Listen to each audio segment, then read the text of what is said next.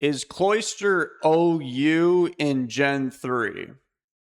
Well, yeah, it actually is. But should it really be OU in Gen 3? This has been a topic for a hot minute. If you don't know, hearing is a bit different in Gen 3 as opposed to like Gen 9, Champions, Legends, Zaza. Over there, your tiering is pretty much strictly completely dependent on your usage, hence the name overused, underused, the usage. In Gen 3, in the olden days, it was a bit different. It was more, it was like trying to get into the salty Splatoon. They draw your blood, they conduct an analysis, they do blood work on you, and they determine, is this Pokemon enough of an alpha Giga Chad? Does it possess the testosterone to get its way into the salty Splatoon? Or do we got to send them down to Weenie Hut Generals? Sometimes super mega Weenie Hut Generals. So yeah, you got to have a lot of chests here to get into OU, right? So the question is, Cloyster, how tough are you? Are you capable of making the salty Splatoon? And if you ask my opinion on the matter, I mean, I don't have chest hair. We could go to Weenie Hut Generals together, Cloyster. Keep in mind that Cloyster is in fact used less than some UUBL Pokemon. Like Raikou and Registeel, okay, now they're OU, but at the time, like a month or two ago, they were not. So Cloyster is like less used than Raikou and Registeel, Vaporeon, Regice. I know no, he's no OU. Kingdra, Houndoom. It's losing its OU popularity, if you couldn't tell.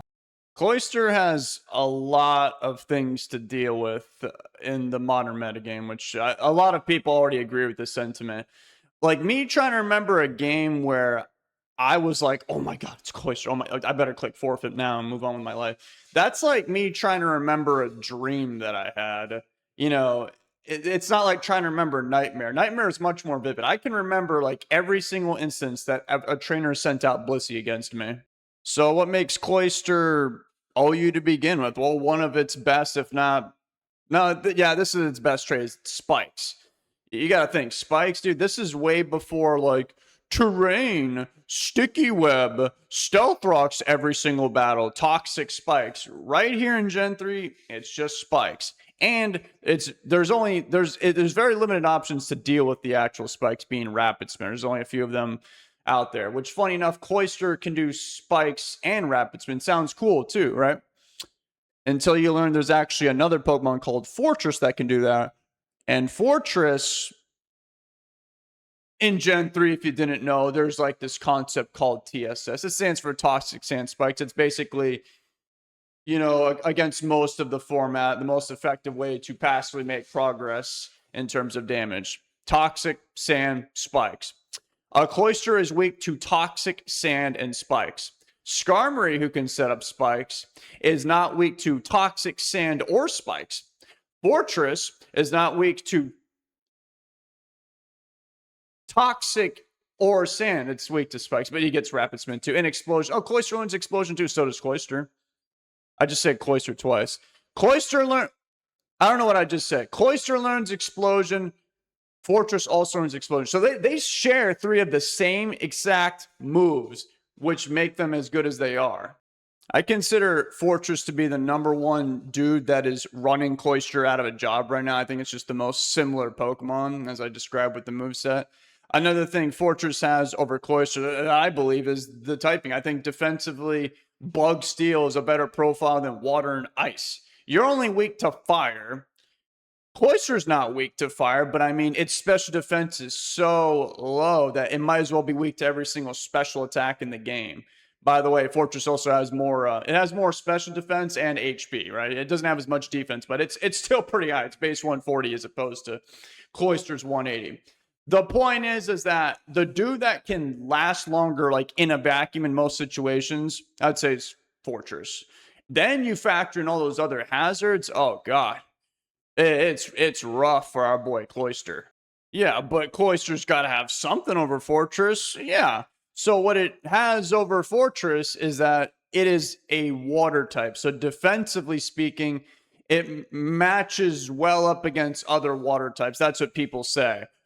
I think that's kind of overrated. So it's supposed to do good against Swampert, Suicune, Milotic, those dudes. Well, Swampert is sitting there chip healing and protecting every other turn. And like I just said, Cloyster's special defense is so low, it almost feels like I'm not even resisting the water types to begin with. Like Suicune, Calm Mind. Oh, God. And then Milotic. Milotic will just give you Ligma and then recover. Like, you would have to blow them up to get any progress, but Fortress could do that anyway, too. But really, the main thing I would say to hire Cloyster over, say, Skarmory and Fortress is Cloyster does just do the most damage, if we're not considering Explosion. It has Surf and Ice Beam. Water and Ice together is very good offensive coverage. The only type that resists those two is Water, right? Which I was just talking about that 2 seconds ago. That's why I don't think Cloyster is really that good against Water types. But, I mean, it can hit most of the format well. It's just that, it's cool that that's good offensive coverage, but Cloyster is not fast. It's not that guy, pal. Its special attack is not that high. So you're better off with like offensive Starmie. Way better off at that point. So, oh yeah, the Cloyster does good. It can drop a Surf on Claydol, Tyranitar. Dude, Tyranitar is weak to everybody in the game. I don't need Cloyster to do that. So, Surf, Ice Beam, you can do a lot more damage than your competitors, Fortress and Skarmory. But like I just said, at that point, I'd rather run offensive Starmie. Offensive Starmie can just get Rapid Spin too, funny enough. So the main reason I'm putting Cloyster on the team, with which what everyone does, is, like I said, the spikes. So we need something, right, where I have some kind of utility that the other two do not possess to help me get up the spikes, because that's the main thing you're trying to accomplish. That just makes the most sense. There is one thing that does give Cloyster a bit of an edge with Venom spikes as opposed to the other two. That is the fact that it is not a steel type. You know how, Fortress and the other guy, they're immune to sand and poison. Well, you're immune to getting trapped by Magneton. I have been shot down out of the sky a million times with my Skarmories. Like, the Pokemon Center is filled with those damn things.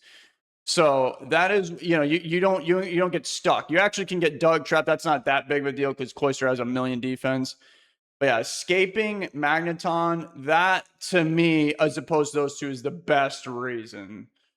I really can't think of anything else outside of the whole Magneton fiasco. I would say the best matchup outside of that I would say is pretty useful is Claydol.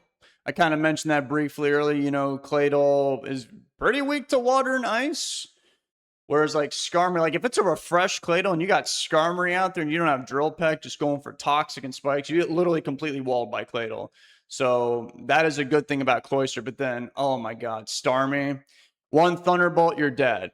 Let's say it comes in, it's a defensive one. Okay, well then they're just gonna, you can't really do much to them. You have to blow them up. They'll Rapid Spin, get rid of the spikes, you blow them up, and then that's kind of, you lost your Spiker, and it was like, why'd I bring Cloyster to begin with? Cloyster will usually fit better on like faster paced teams. So like, set up spikes, boom. Then you got Jolteon, an offensive Starmie, Cringelord, Aerodactyl, Dragonance, Tyranitar. These guys, they work well with Cloyster. Whereas with the other two, those two kind of like Fortress and Skarmory, they kind of rely on more of a slower paced, balanced game plan. It's all stall, but we hide under the guise of it being balanced. Cloyster, not really. Cloyster has such poor longevity, it doesn't make sense to put it on a balanced team. Bro's not going to survive. What do you mean balance? They need to, it's kind of like a Smeargle that doesn't have Spore. You just blow stuff up, Surf, Ice Beam, whatever, you're decently fast for a Spiker, and just let the boys handle the rest. And if you do want to run it on a balanced TSS team, then you're going to need Wish support for Cloyster. You're going to need a Blissey or a Jirachi, because Cloyster just, there are just so many teams, and just the overall environment that just Cloyster doesn't naturally really fit into. Another kind of restrictive thing about Cloyster is it's a little predictable. If you see a Cloyster, you can kind of figure, okay, Spikes, Rapid Spin, boom, and then Ice Beam or Explosion. Sometimes they'll fit in like hidden power fire so that it doesn't have the most annoying time ever fighting a fortress. It'll have hidden power electric for Gyarados, grass for Swampert, because every single Pokemon under the sun has hidden power grass for Swampert. So it's kind of predictable. Granted, Fortress and Skarmory are also kind of like that. But if I'm just trying to play the spikes game in the long run, I don't really care if you know that my Skarmory has spikes or not. My plan is to keep this thing alive, right? So, you know, if I wasn't like that, then I'd be running Hidden Power Ground on my Skarmory, which I probably should be because I'm sick and tired of all these Magnetons. So basically, to summarize Cloyster, if you really hate Magneton, you despise it, then just use Cloyster. And that's kind of the only upside I can really think of over Skarmory and Fortress. Oh, don't forget, a Thunderbolt for Magneton's enough to kill like 10 Cloysters. So ultimately, do I believe Cloyster is OU material in Gen 3? No. I don't. I think it's more appropriate in UUBL. If you're in UUBL, you're not a bad Pokemon. You're good. It's just that the ones in OU, like, let's go to the extreme of it. The best ones in OU, everyone knows them, everyone fears them, everyone plans for them, like Tyranitar. Everything is like, Tyranitar is the sun, and me and you are like Venus and Earth. That doesn't matter how good we are. Tyranitar just is more impactful on the other planets in the universe, right? Cloyster's like Pluto. I don't even know if Pluto's a planet anymore. I just looked it up. Pluto is not a planet. It hasn't been a planet for decades.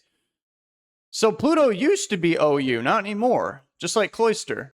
So let me know what you think about Cloyster in the comments down below. Am I going mad? Am I going insane? Is this thing the second best Pokemon in the game after Blissey?